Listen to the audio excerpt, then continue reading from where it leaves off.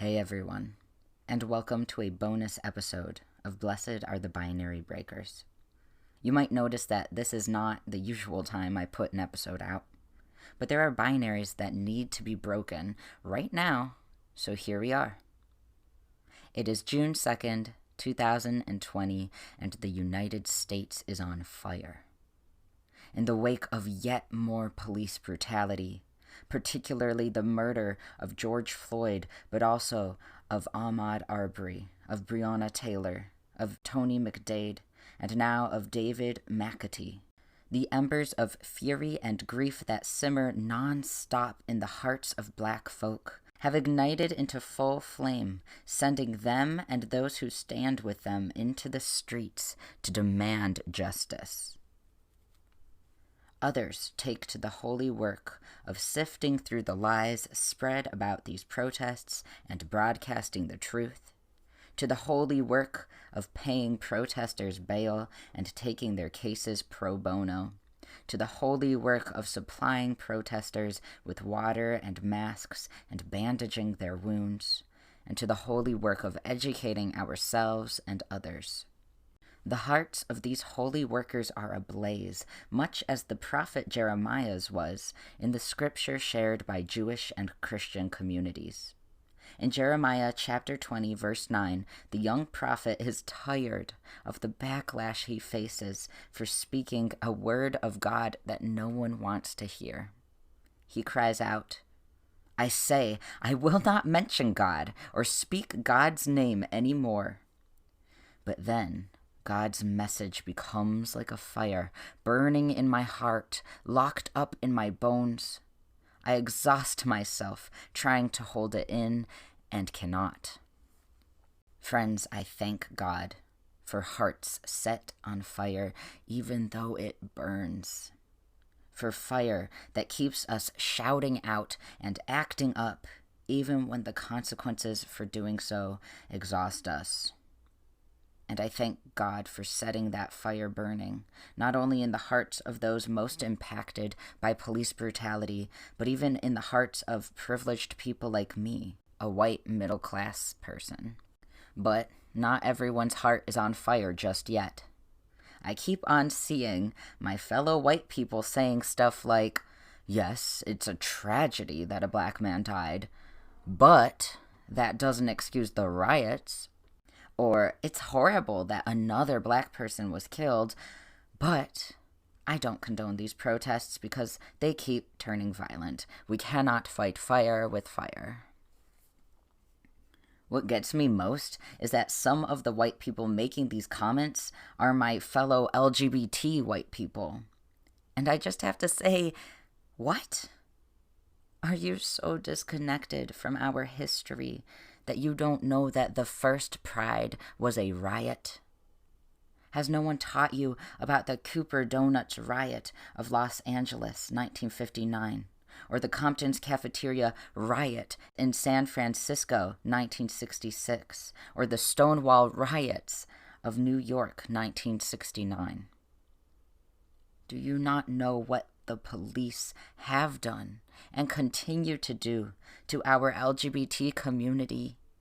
The horrors of police raids on queer spaces that prompted the riots I just named because our people were sick to death of the raiding, the humiliating, the physical and sexual violence that police inflicted upon them. One of the ultimate binaries constructed in our world is that of us versus them. When members of our own group are attacked, we show up. When people we think of as them, as other, are attacked, when the safety of us is not threatened, we look the other way or make trite comments about hate cannot fight hate. But it is time we all see that the binary of us versus them is a lie, a wall built up by our shared oppressors to keep us divided, to keep us complacent when those on the other side of this constructed wall are being trampled. Leslie Feinberg notes that divide and conquer is a crude weapon, but it has proven historically effective. That is, right up to the point when people wake up and realize that they have a material need for unity.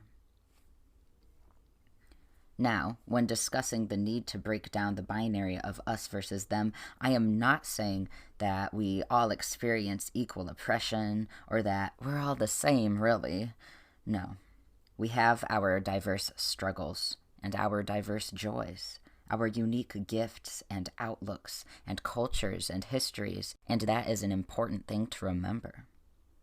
But the us versus them mentality that needs to die is the one that says that because we are different, we are not intimately intertwined. When the truth is that our liberation is tied up in their liberation, whoever we happen to be and whoever they happen to be. The words that women's rights and civil rights activist Fannie Lou Hamer spoke are true. Nobody is free until everybody is free. And for a speaker that my fellow white people so love to listen to when he's talking about peace and dreams, and less so when he speaks of activism and justice, Martin Luther King Jr. put it this way: "Injustice anywhere is a threat to justice everywhere. We are caught in an inescapable network of mutuality." It is also imperative for those of us who are white but experience some other form of marginalization to recognize the obvious fact that so many of our fellow trans folks or fellow disabled folks or poor folks or women and so on are people of color. And for them, the oppression we share with them is compounded and multiplied by racism. It's the idea of intersectionality, proposed by Kimberly Crenshaw in 1989. And it means that when I, as a white person, fight for transgender liberation, I cannot do so without also fighting for the liberation of Black persons and other people of color, and for class liberation, and for disabled liberation, and so on. To liberate every trans person, we have to dismantle all forms of oppression. And that means that I, as a transgender person, must join in the fight being led by Black people across the United States right now. Because my liberation is tied up in theirs. And also for the simple fact that they are fellow human beings who deserve dignity, right?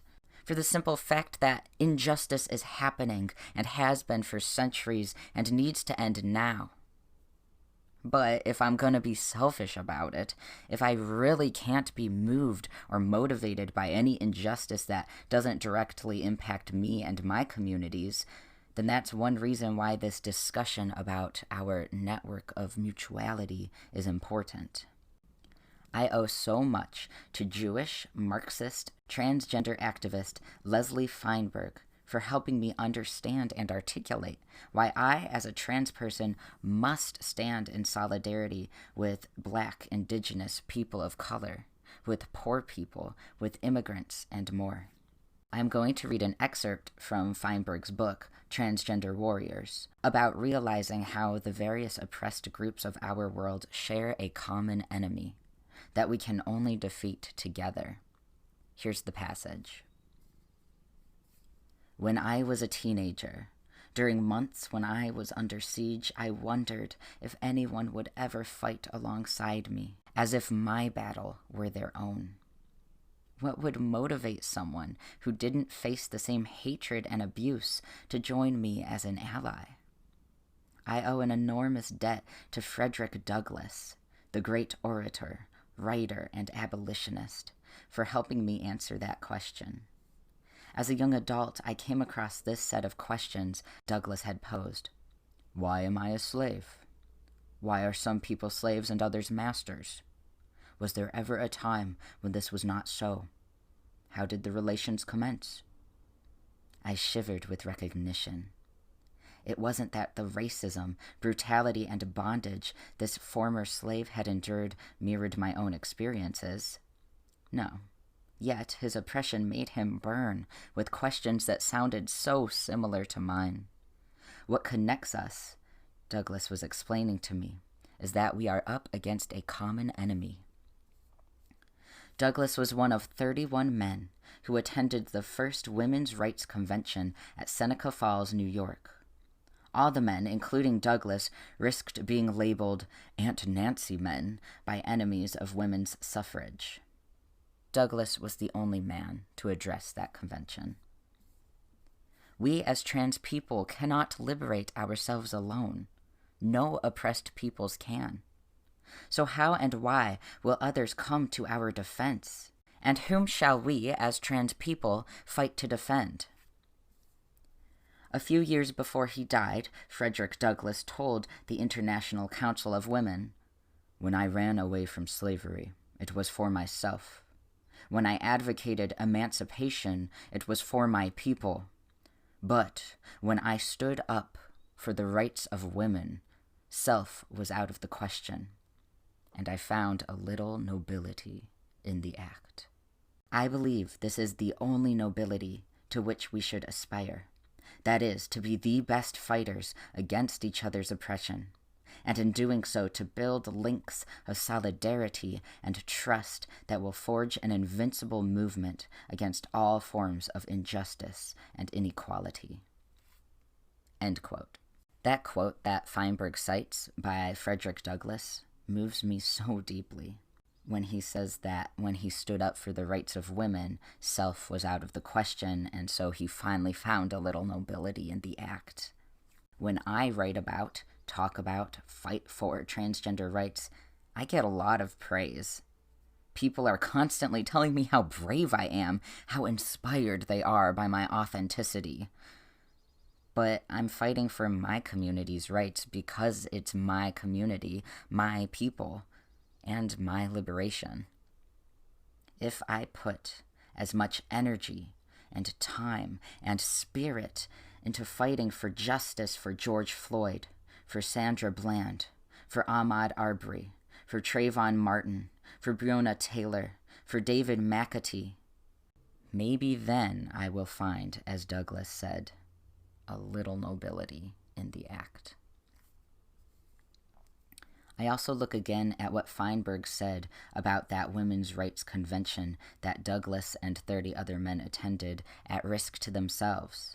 Feinberg says that they more or less risked accusations of being gay or trans because of their desire to help women. It's that immature attack of, oh, if you're so interested in women's rights, well, it must be because you are one of them. And I think about how some cisgender, straight folks are afraid to speak out for LGBT rights because what if people think that means they're gay? And I also think of how some of my fellow white people are keeping quiet about the protests happening right now, or who avoid publicly agreeing that Black Lives Matter because they know that they will draw the ire or the ridicule of family members and friends. I think about how we don't call out a racist joke, about how men won't comment on a friend's sexist joke because of fear of losing that relationship. But it is a terrible thing for us to avoid a little discomfort or an estranged relationship when Black people are losing their lives just because they dare to move about in public or to protest and fight back. So I am going to close this with a prayer from my Catholic tradition. It's a passage from St. Francis of Assisi's Litany of Humility that has long spoken to me in times when I am afraid to speak out for what is right. Like the prophet Jeremiah, who was so tired of speaking out because of the violent backlash he faced in doing so, we could use a little fire in our hearts that burns until we do what is right. We could all use a little courage, and I find that for myself in this prayer. From the fear of being humiliated, from the fear of being despised, from the fear of suffering rebukes, from the fear of being lied about or defamed, from the fear of being forgotten, from the fear of being wronged, from the fear of being ridiculed, from the fear of being suspected, deliver me, Jesus. My dear friends, I pray that each of you will be galvanized by your God or your gods, or simply by the will to do what is right, to keep fighting however you can, to make those in power treat Black lives with the dignity they are owed. Our lives are intertwined in ways that the powerful don't want us to know about. My liberation is dependent on yours, is dependent on mine. So get out there, however you are able, whether that's on the front lines at the protests, or by educating your people, or by offering money and supplies. Get out there and break some binaries, and be a blessing to the world with your life.